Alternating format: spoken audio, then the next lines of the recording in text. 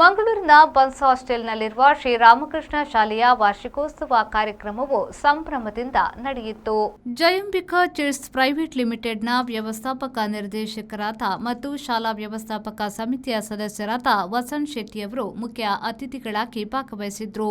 ಮಂಗಳೂರಿನ ನಿವಿಯಸ್ ಸೊಲ್ಯೂಷನ್ಸ್ನ ಹಳೆಯ ವಿದ್ಯಾರ್ಥಿ ಮತ್ತು ಹಿರಿಯ ವ್ಯವಸ್ಥಾಪಕರಾದ ಹರೀಶ್ ಶೆಟ್ಟಿಯವರು ಗೌರವ ಅತಿಥಿಯಾಗಿ ಭಾಗವಹಿಸಿದ್ರು.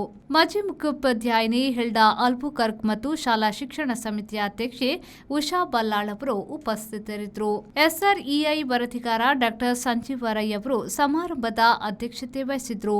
ಪ್ರಾಂಶುಪಾಲರಾದ ಡಾ ಪ್ರೆಸಿಲಾ ಡಿಸೋಜಾ ವಾರ್ಷಿಕ ವರದಿಯನ್ನ ಮಂಡಿಸಿದ್ರು. ಉಪಪ್ರಾಂಶುಪಾಲರಾದ ರೂಪಾ ಸ್ವಾಗತಿಸಿದ್ರು. ದೀಪ್ತಿ ಶೆಟ್ಟಿಯವರು ಧನ್ಯವಾದ ಸಮರ್ಪಿಸಿದ್ರು. ಶಶಿಕಲಾ ಶೆಟ್ಟಿಯವರು ಕಾರ್ಯಕ್ರಮವನ್ನು ನಿರೂಪಿಸಿದ್ರು. ಕಾರ್ಯಕ್ರಮದ ನಂತರ ಉಡಾನ್ ಪೋಷಕರ ಪ್ರತಿಭಾ ಪ್ರದರ್ಶನ ನಡೆಯಿತು.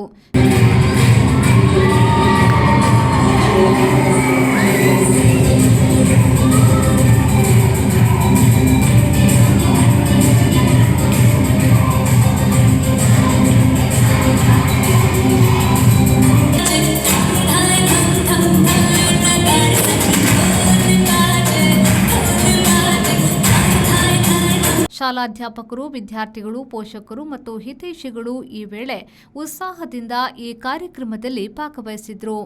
ಬ್ಯೂರೋ ರಿಪೋರ್ಟ್, ವಿ4 ನ್ಯೂಸ್, ಮಂಗಳೂರು.